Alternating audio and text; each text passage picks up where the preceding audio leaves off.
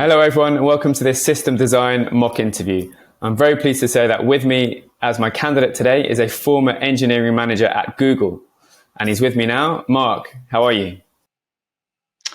I'm doing great, Tom. Thank you. I'm looking forward to doing this mock interview. Yeah, really pleased to have you with us today. Would you mind just introducing yourselves for the viewers so they can know a little bit more about your background? Sure. Yeah. So as you mentioned, I was an engineering manager at Google for about 13 years, and so did a lot of system designs as part of my job, and also did interviews as well as some coaching. And I'm now on the IGotAnOffer coaching platform, helping candidates with system design and other interviews. And so here's my chance to kind of hopefully show a little bit how it's done. Perfect. Yeah. Mark's helped loads of candidates on our platform get offers at Google and lots of other companies. So do check him out if you're preparing for an interview. Right. Let's crack on with the question. Mark, today I would like you to design Telegram. Okay. Sounds good. All right. So Telegram is in essence a messaging application that allows users to send messages to each other and even to groups of people. And it's very scale. There's a lot of big scale, so a lot of users on this application. And so I guess for purposes of this interview, let me kind of ask you some questions about this. Make sure that I really understand what you want me to design, because Telegram is pretty big, it's pretty complex, it's sophisticated. So let's kind of see if I can narrow this down and ask you some questions. So,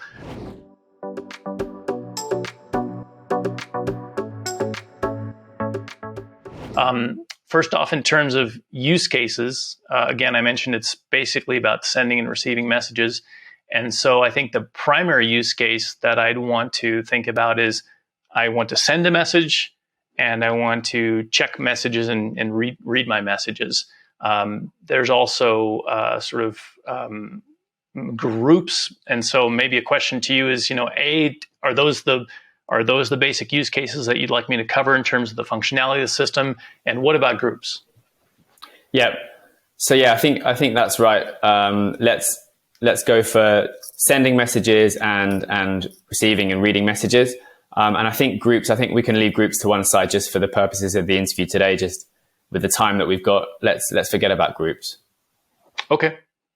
So for now, just kind of one-to-one messages makes sense. And so then in terms of these messages, for just kind of make an assumption here that we're just talking about text messages.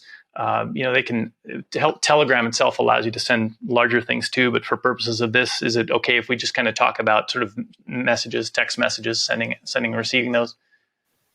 Yeah, that's fine. Yeah, let's stick to that. Okay, sounds good. And so let me ask you then a little bit about so hang on. So in terms of the functional requirements, so sending and receiving messages, what I'd like to do as I'm going through this, if that's okay, is I'm not really much of a front-end person. I'm sort of worked more on the back-end side of things. And so I wouldn't be able to speak a lot about sort of how this shows up in an application. And so the entry point into the system might be APIs, essentially. And I can think of 4 APIs, which we can go into a little bit later, that might reflect that. So I wanted to check with you, is it okay if we sort of use APIs as the entry point into the system design? Yeah, that sounds fine for me. Mm-hmm. Okay. So then let's talk about, I think those are the functional requirements. Let's talk a little bit about non-functional requirements. So I think the one thing that I think about a lot when it comes to non-functional requirements is scale. How big do we want the system to be? And so maybe tell me a little bit about what kind of scale, how many messages do we want to be able to handle in the system? Yeah, good question. So let's assume that we want to be able to handle 10 billion messages sent every day. And we want to be able to double that in, say, a year's time. Okay. All right. So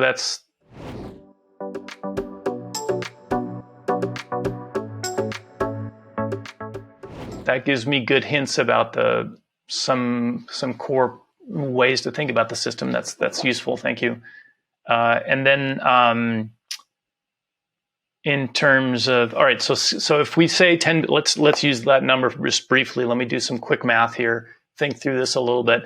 So if I think about 10 billion requests or messages per day, and you're talking about sent messages being sent out per day. Yeah. Okay. So 10 billion messages sent out per day. So if I think about that in terms of transactions per second, because ultimately, servers need to handle things sort of in the moment. There's roughly 100,000 seconds in a day. It's not exactly right, but it's close enough for our estimation. So at 100,000 seconds in a day, 10 billion requests per day, that translates to about 100,000 messages per second. And if you then take into account, maybe peaks like during the day, let's just say 500,000 requests per second or so. Does that seem reasonable? Does that seem okay? Yeah, that seems accurate. Yeah, I think that's the right ballpark. Okay, and so then, as you said, doubling in a year. So that would mean we need to be able to handle 1 million of these. And so really, what this translates to is we need to be able to horizontally scale the system. So again, that's good hints. And so if I then think about just roughly a servers that might need to be able to handle this on the front end. Anyway, we can get into that detail, but like a server might be able to handle a typical server 10,000 requests per second. So just ballparking this, maybe 50 servers to start with. And if we do this in a way that allows scaling automatically, elastic allows some scaling, not elastic, but sort of the elastic growth or whatever you want to call it. That's not the right term. Anyway, scaling, auto scaling, that's the word I'm looking for. At Amazon and other places allow that so that the number of servers can scale with the traffic. Then next year at 1 million requests, you might need 100 servers, something like that. And you could add more for some overhead and things like that. But that's roughly the idea that I'm thinking about in terms of size. And then let me ask you a little bit about the size of the messages. So we talked about text. So would it be fair to say, hey, your typical message is about 100 bytes? Yep, that sounds accurate. So at 10 billion messages sent per day and 100 bytes, so 10 billion is like 10 giga. So that would be 10 times 100 is 1,000 giga, which is a terabyte. So roughly a terabyte of data per day. And if you multiply that, per year, then now we're talking 365 terabytes. If you want to say a couple of years, 3 years, obviously that's roughly a petabyte of data. And so this also gives me a hint in terms of what kind of backend to maybe think about for this system design. So, all right, so that's helpful. That gives me some ideas. And then the other thing I want to ask you about non-functional requirements is what about availability, for example, of the system? Yeah, sure. We want the system to be highly available. We don't want users to ever experience downtime. Okay, makes sense. I mean, it's a live system. And then what about latency? Yeah, typically we want things to happen in the app almost instantaneously, right? From a user perspective. So we're talking about hundreds of milliseconds for the API. Okay. And so I'm going to make an assumption that we actually want hundreds of milliseconds or even just 100, whatever that number is in that range, that we want that for like the 90th or 95th percentile of requests, meaning we don't want that for the 50th percentile, the average number of requests, because then we might have other 50% of requests that take way longer, and we don't want that. So we want the majority of the requests, the large majority of requests, to complete within a few hundred milliseconds. And so in terms of measuring these things, we want to make sure that we're monitoring the average is good to monitor, but the 90th, 95th percentile, those sort of tail end latencies are more important to monitor. And we'd want to have in place monitoring to be able to look at that so that we can make sure that we are actually hitting our targets there. So, 10 billion sent messages a day, we want, very low latency, and we want that to be available. So really, we want that the system to feel very responsive and feel always available to users. That's kind of where I'm seeing this going. Okay. Yeah, absolutely. Okay.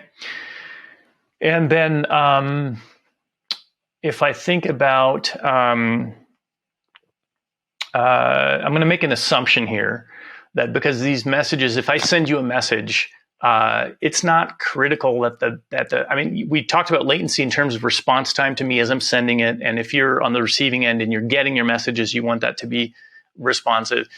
But I'm going to make an assumption that it's not super important that when I send the message and I get a response back, that you immediately right then see the message. It's okay if it shows up, in just a second or two or three or something like that. So what I'm getting at there is, I think eventual consistency here is okay in terms of the data delivery. Is that fair? Yeah, that's fair. Okay, good. All right, I think those are. Let me think. I think those are kind of the probably the most important things I can think of at the moment in terms of functional, non-functional requirements. With big system design questions like this, you want to quickly work out what's in and out of scope. Mark was able to do this fairly quickly, confirming the key functional and non-functional elements with the interviewer. You also want to reduce the scope. After all, you won't have time to design everything. Mark did this by excluding one aspect of the design, groups. It's generally a good idea to get to a working solution first, before scaling out and getting complex. If you try to cover all functionalities right from the off, you might never have time to actually get to a working solution. Before you start sketching out your high-level design, you'll also need to work out some key metrics and capacity planning to inform your decision-making. However, you don't want to spend lots of time doing detailed calculations. Mark got the balance here just right. He did some quick maths to go from daily traffic to traffic per second, as well as coming up with a ballpark figure for the amounts of bytes needed. So let's maybe do some quick API design. I think I've got a Google drawing here up that I'm going to use, and bear with me as I'm not. This is not going to be pretty, but I'll try and do the best I can here. So what I'm actually just going to call this here Telegram mock. All right. Let me just talk a little bit about APIs, and then what I want to do is I want to get into the high level design, if that's okay. Yeah, sounds good.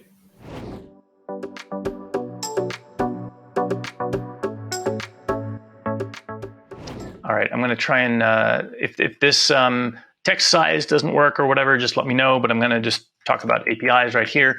So I think of, in terms of the use cases we talked about, send a message, receive a message. I really think of 4 different APIs, maybe, or 3 or 4 APIs that I can think about.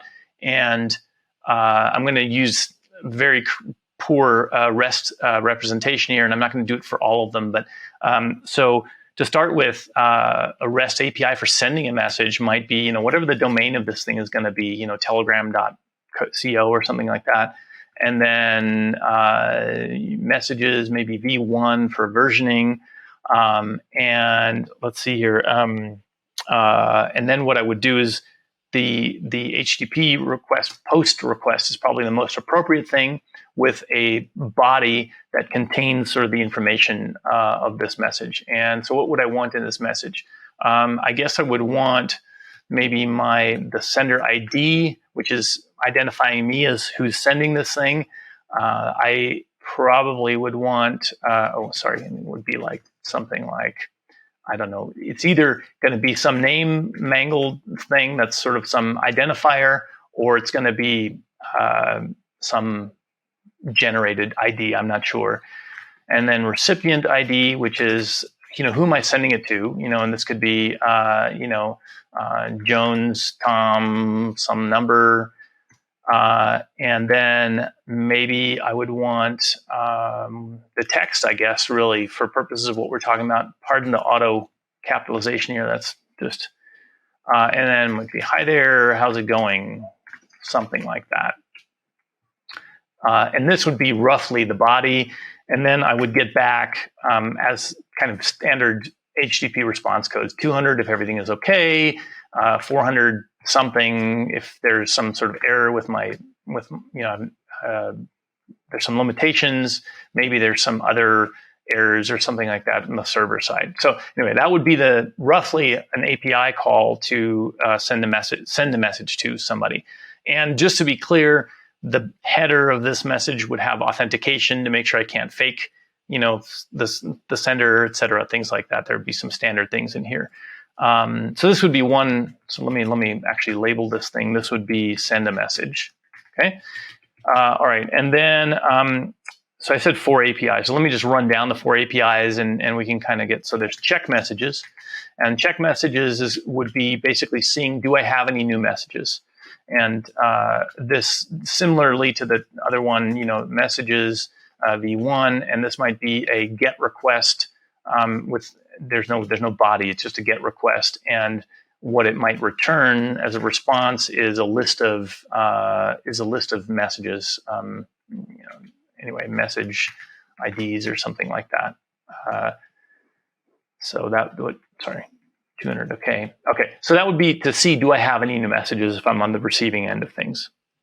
And then there might be an actual, like a read a message, and read a message might be similar to that. I'm not going to go into details here, but you get the idea that, I would send probably a get request with a message ID actually. So it might be something like, said I wasn't going to go into detail, and here I am.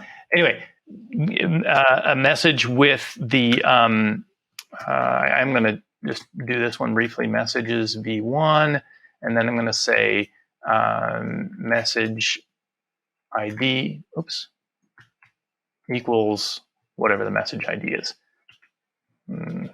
So, ... And then there's a question. So here's a question about like, so I could mark messages as read. Mark message as read, for example, could be another API. Anyway, I should stop. Is that good enough for APIs? Does that kind of give you an idea of what? Okay, great. Yeah, I think that gives. So let me put that idea. aside. I'm going to put that down the corner if that's okay. I'm actually going to make that smaller now, just to get it out of the way a little bit. So let me just think about this for a moment and see if I think about the. So I've calculated I think we've covered functional, non-functional requirements. We've calculated some metrics that we need to pay attention to, and of course we want to look at total messages per day, as we're looking at growth and things like that. In terms of high-level components, that might be a good thing to just sort of talk about a little bit, or kind of identify. So if I were to just draw some basic things here, I might say, here's an application and /user on a phone.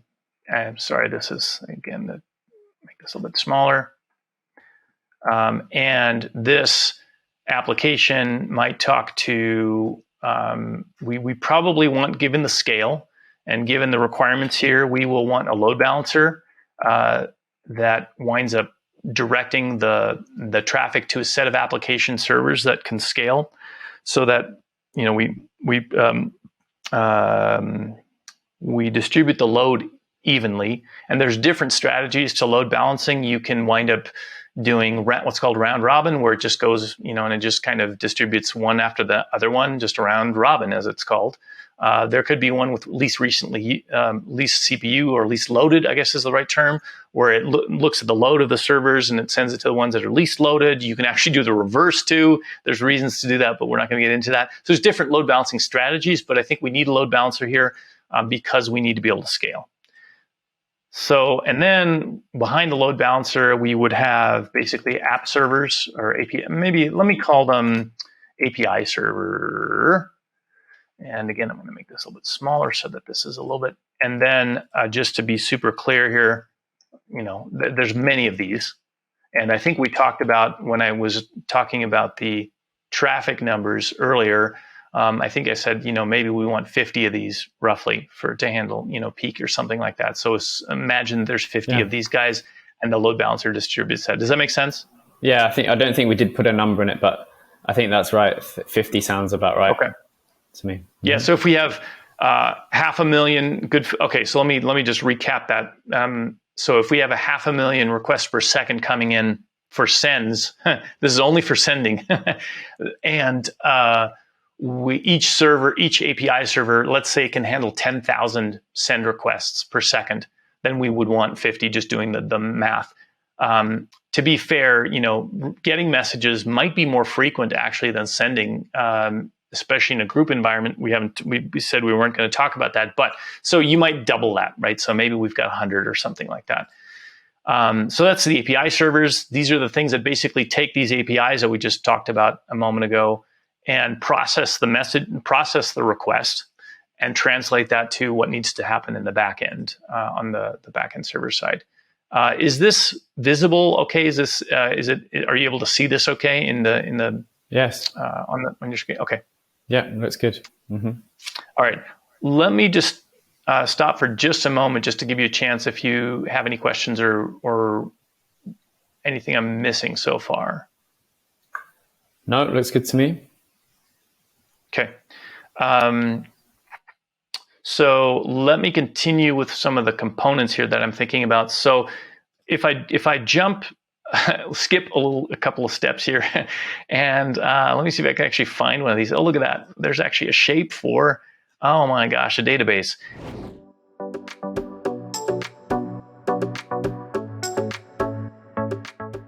A database. So let's talk about the types of databases here. There's different types of databases that you could use for applications. There are mostly really two categories of databases. There are SQL databases, relational databases, maybe I should say, where you can do very complex queries. You can have complex data relationships, and that's a pro. That's a positive. And so it allows you very easily to query very, very complex, multifaceted types of data. The drawback of a database that is a SQL or relational database, of course, is that it's harder to scale those. And when I talked earlier about 100 bytes per message, 10 billion messages sent, we kind of extrapolated that out, that at 3 years, you're at a petabyte of data. Now, 3 years later, maybe you're not really dealing with the old messages, but that's a detail. At a petabyte of data, just to use that as a number, or in that order of magnitude, the relational databases, that's hard to do because it's hard to have them all in one system and put a petabyte into one box and have a database that can handle the traffic of that. So what that means to me is that for purposes of this application, which we need to have scale and eventual consistency, we said is okay, then I would lean towards what's called a NoSQL database, which is non-SQL, meaning that you can't do these very complex relationships, or it's harder to do those, but they scale much, much better.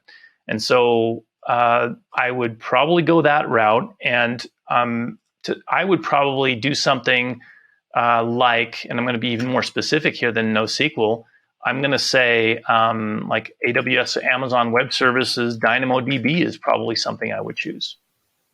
Okay. And why would you choose DynamoDB? Obviously, there are other solutions available, Cassandra, for example. So why Dynamo?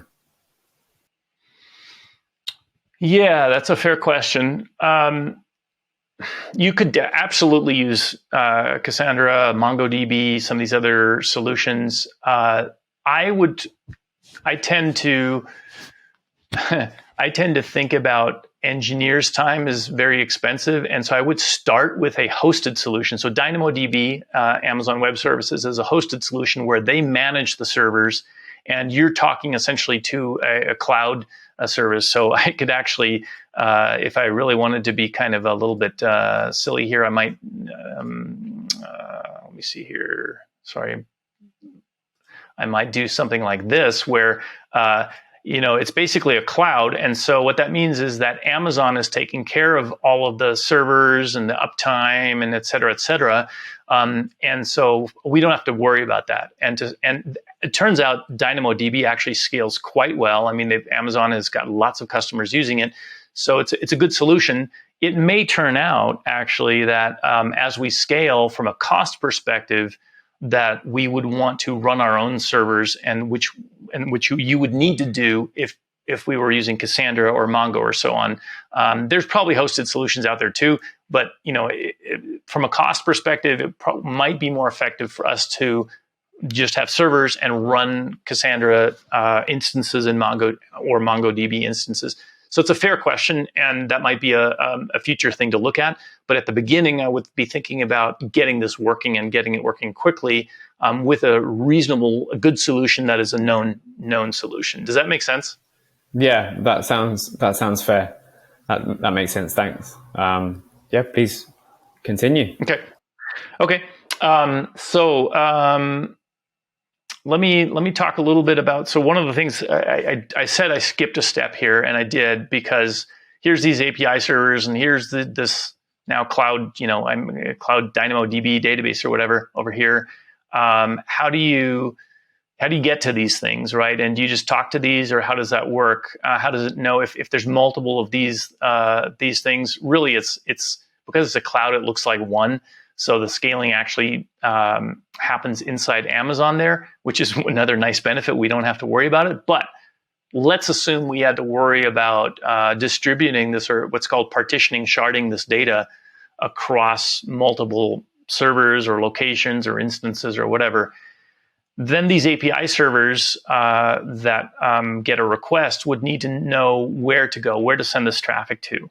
And I'm going to use let's see if I have this shape here somewhere. I think there might be something. Okay, let's try this and see what this works.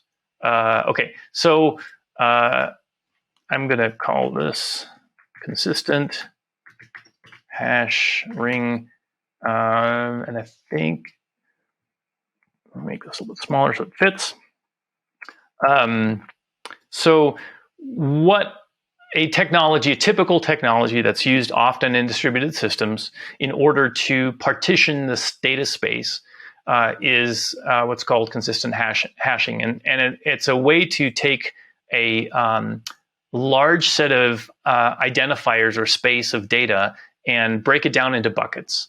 And it's used all over the place. So it's nothing really new. And the reason it's called a hash ring is because you would have maybe, let me draw here one more thing, servers. And I'm just going to, I'm going to put here, this is a DB server isn't the right name here. That's not the right word, backend. Let me call it backend server.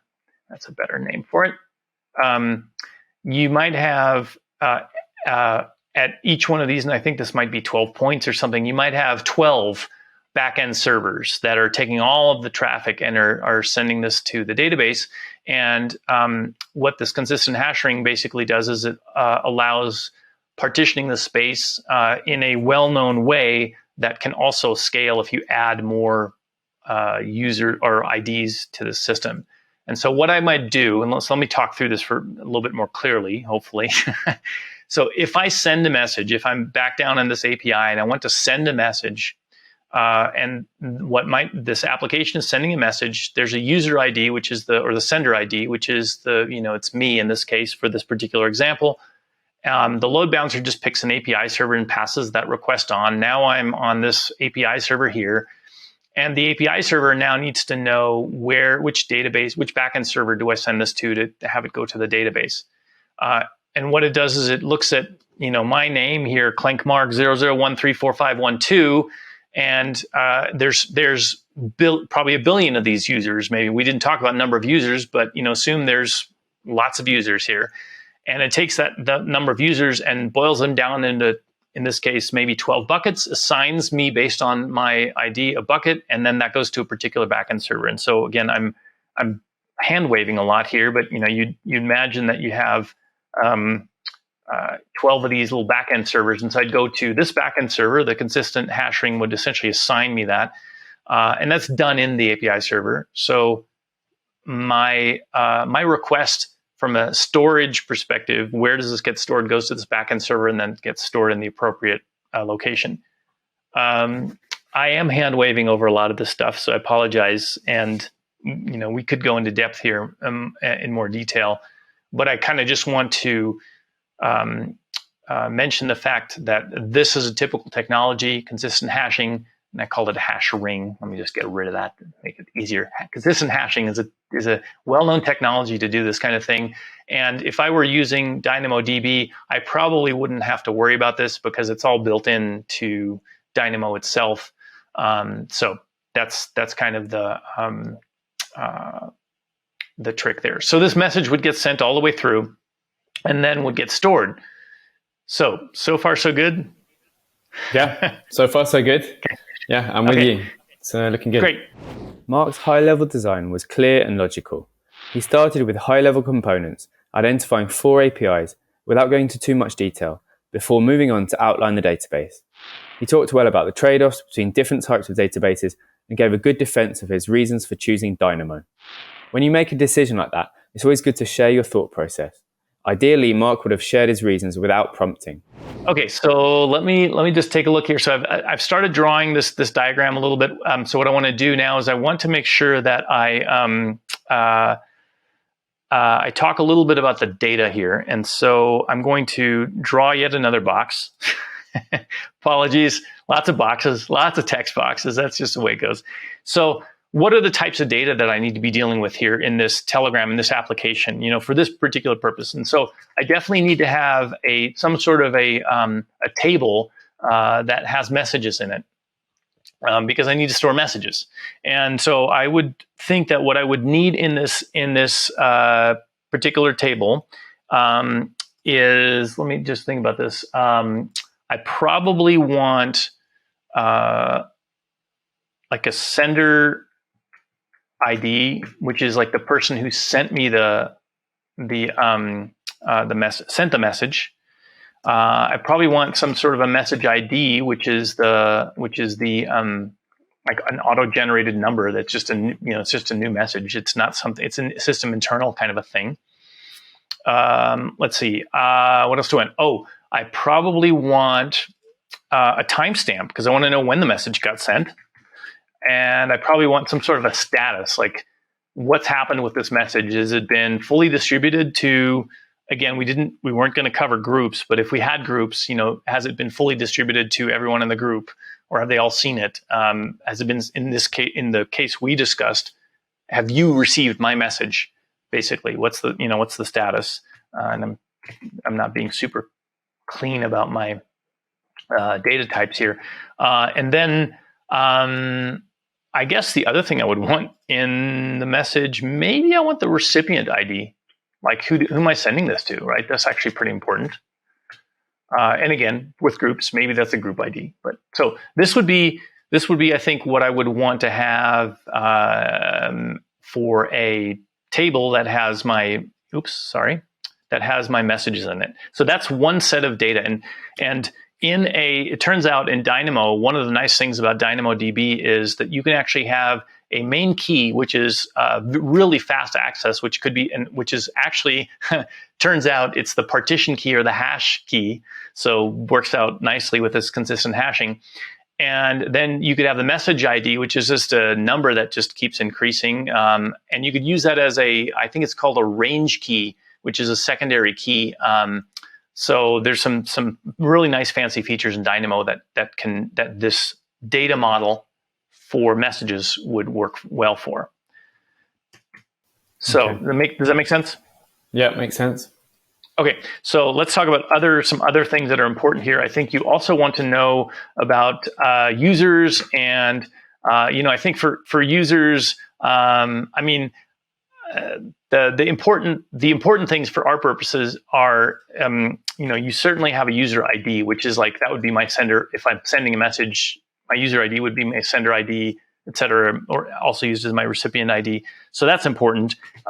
There's also going to be a whole bunch of information like first name, last name, phone number, and things like that. I'm going to call this metadata because it's just like, that's, pretty obvious data. But what I think is important is I also need to know, I need to have, for me as a user, or for you as a user, I need to have, what are the sent messages? Meaning, and these, actually, let me be more clear. I think it would be sent message IDs. So what are the IDs of the messages that I've sent out to somebody? And then on the receiving side, let me think about this for a moment. I think I need to be able to distinguish between read messages, meaning ones that I've actually looked at and acknowledged and I've seen them, and unread messages. Because,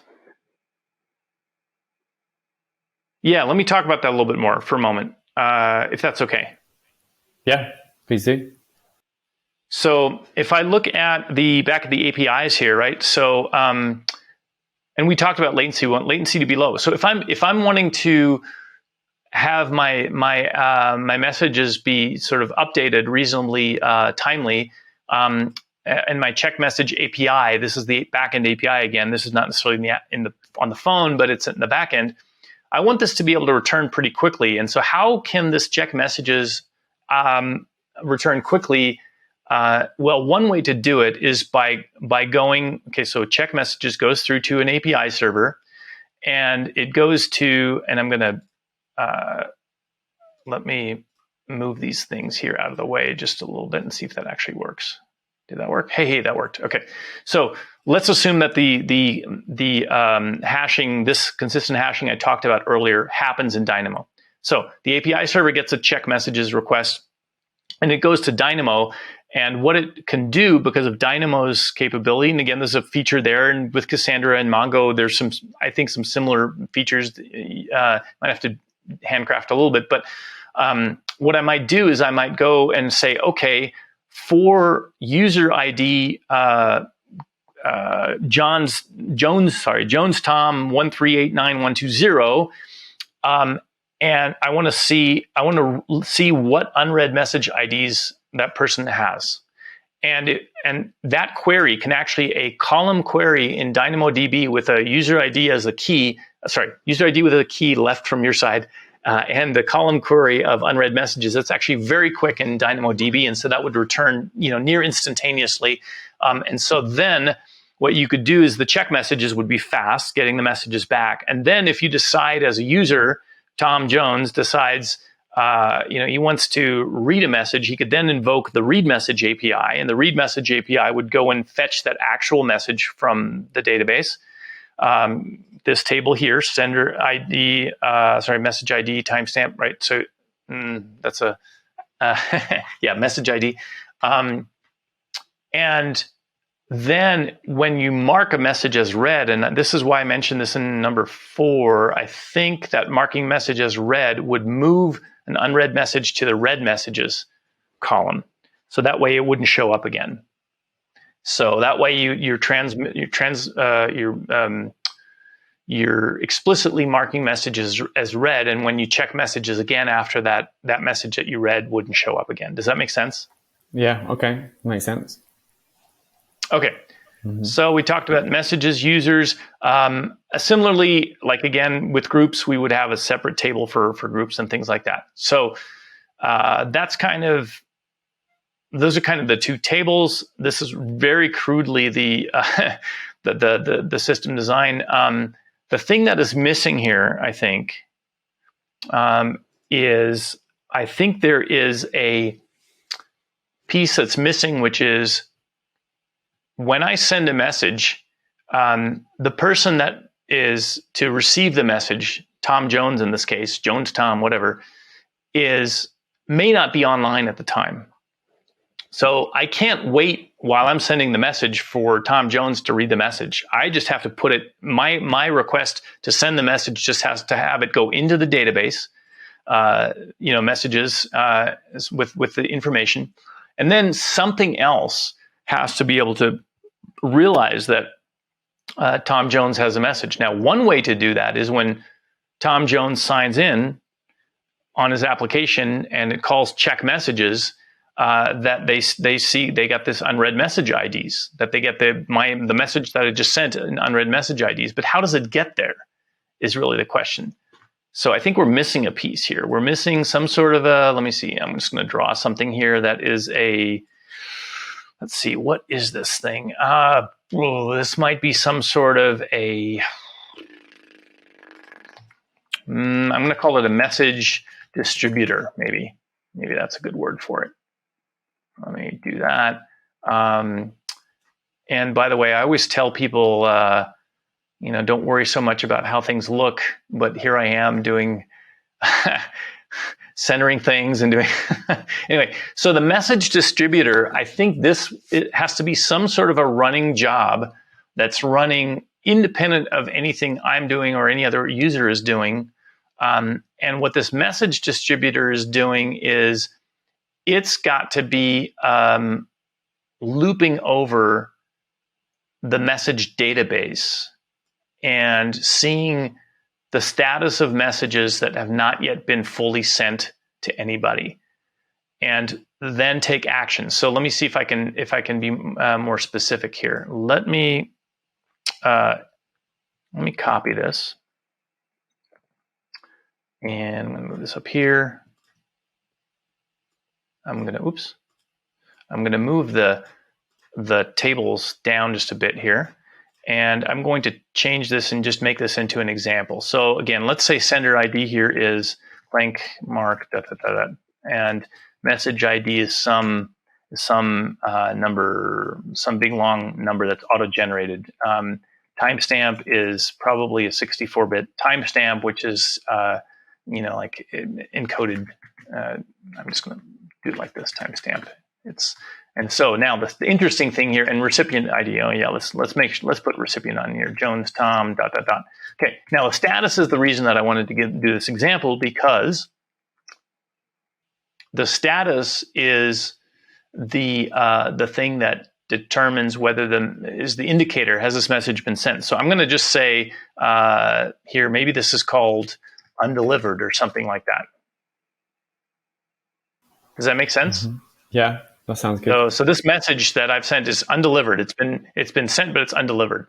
So this message distributor, and so the messages is again, this is in a database, and this is basically there's a single row for every message with all of these bits of data in it. And the message distributor, and now watch me watch this. This is going to be so artistic. I'm drawing an arrow here with. All right, let me draw an arrow. Call this a loop somehow. If you want, it's not a very good one, but it's close enough. So this message distributor is basically looping over all of the data, and it has to loop over all the data and make sure that it looks at all of the undelivered messages. And for each undelivered message, what it has to do is has to go, okay, who's this for? And so then it's got to look up that user and say, hey, in the separate table where there's the Tom Jones user, I'm going to add an unread message ID to Tom Jones's table, so that the next time Tom Jones checks his messages, that message ID shows up. Does that make sense? Yeah. Okay. Yeah, that makes sense. Now, the hard part about this is that there's some lock. I am hand waving big time over some issues of contention here. That locking in contention that I'm going to hand wave over, and we could go into, but I expect we may not have time. But in any case. This is the basic flow. So this message distributor, which just runs constantly, is going to go over all of the messages and look for the undelivered messages to make sure that it can pick those up and then assign them. Once it's put them into the unread message ID, in this case for Tom Jones or Jones Tom, at that point in time, then it will go back and need to change this to delivered, for example.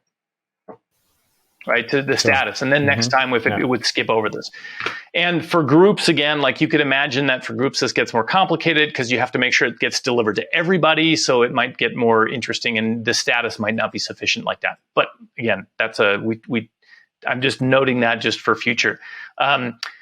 So now, one of the things that went through my head as I'm doing this is bottlenecks.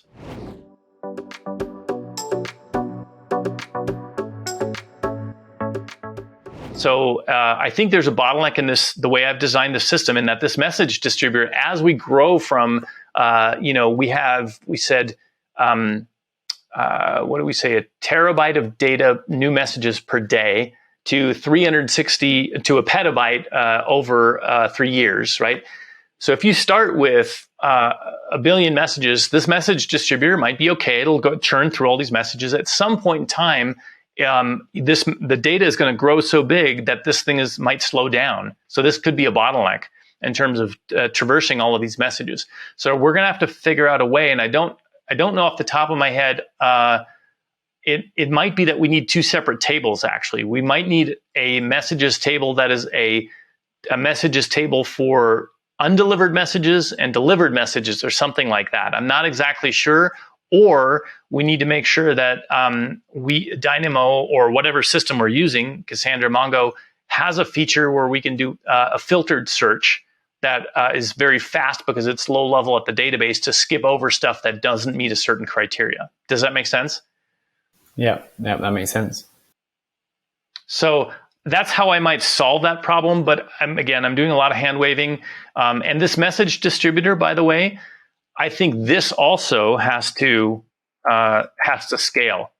There have to be multiples of these message distributors partitioned across the data, because one probably can't handle it. So they need to be split across probably the user space, similarly to the API servers. I imagine it would be the same thing.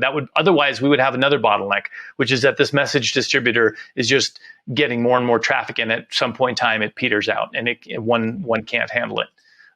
Never mind availability, because we talked about availability, and if this thing goes down, we still want things to function. So so that's kind of a bottleneck that I sort of think about, and I would want to make sure that we solve. Let me just think about this for a moment here. Mark gave a good drill down into the main aspect of his design. He was able to identify the potential bottleneck, the growth of the message table over time, and the resulting performance of the message distributor. For this, he gave a good solution, separating the table into two separate tables, delivered and undelivered messages. Don't be afraid to spend a minute or two showing your knowledge on a topic, as Mark did when he talked about load balancing and consistent hashing. That said, don't spend too long doing this, unless the interviewer keeps prompting you, as you'll run out of time on the rest of your design. I want to look at this one more time. Let me actually stop and see are there any questions you have about this, or things that you're wondering about, or Yeah, no, I think it looks good to me. I'm happy as well with your explanation of the potential bottleneck and your solution. So yeah, I think from my point of view, it all makes sense, and I think it's a really good design. Is there anything else you want to add to it? Yeah, I'm thinking about that. It's I think this would be a really fun thing to design, to just try out and design. I mean, I do think that the devil's in the details, and the reality is that I bet if I were to do it the way that I described it, there would be lots of holes and things that would break. So I'm quite certain that just as done like this, there's some things that wouldn't work. But I think this is how I might start it, and then the refining of this might come into play. Like I mentioned earlier, and you asked a great question about Cassandra or Mongo. That might be one of the things that where it turns out that aside from the hosting versus self-managed thing, maybe Cassandra has some really cool feature that makes some of this really easy. That I'm not aware of, and I'm not an expert in Cassandra or Mongo, but there might be some feature that obviates the need for some logic that I've described. So that could be a refinement. In general, I like to, in the past, one of the things I like to do is to keep it simple, if possible. So the simpler we can make it, the easier it is to maintain a system going forward. So that might be something that I'd want to think about, is trade-offs between cost, simplicity, and sort of speed and sophistication and things like that. The one other thing I would want to mention here is we talked a little bit about like measuring success and metrics at the beginning, like not success, but measuring metrics. And we talked about availability and latency and monitoring those things. I think we'd also want to keep track of users, and I think we would want to keep track of availability, which, by the way, the historical or the classic availability numbers are a number of nines. How many? 5 nines, 4 nines. how many nines of uptime does a system have? So we'd want to be measuring that as well. And you could do that in, where you do it in 10-minute increments. You measure how many times has the system gone down, and then you sort of aggregate that over time. But really, you'd want to include that as part of a standard piece of this system. So, yeah. I think I should stop there because I think there's. I've probably talked enough. I think we can wrap it up there, Mark. Okay, I think great. That was a really fantastic answer. I think it's a very good high level design, and then you've gone onto some really good explanations there. And yeah, I think you've done a really good job. Before the end of your interview, take a few minutes to refine your solution and highlight important improvement opportunities, or touch on a new aspect that you haven't focused on. Mark did this briefly by touching on how groups would affect the design, even though we'd put groups out of scope, and that worked fine as a nice addition to his answer. Mark could have earned extra points by coming back to the locking issues he mentioned earlier in the interview and trying to solve them. Overall, this was a really good interview from Mark, showing clear, structured design thinking and superb communication skills. How was it for you being in the hot seat for a change? Very different, but I have to say a good dose of my own medicine, and I have a new appreciation for the candidates that I'm helping out. So this was actually there was a little bit of selfishness in me doing this because I want to get better as a coach, and so this is also helps me get better as a coach by reversing the roles a little bit. So.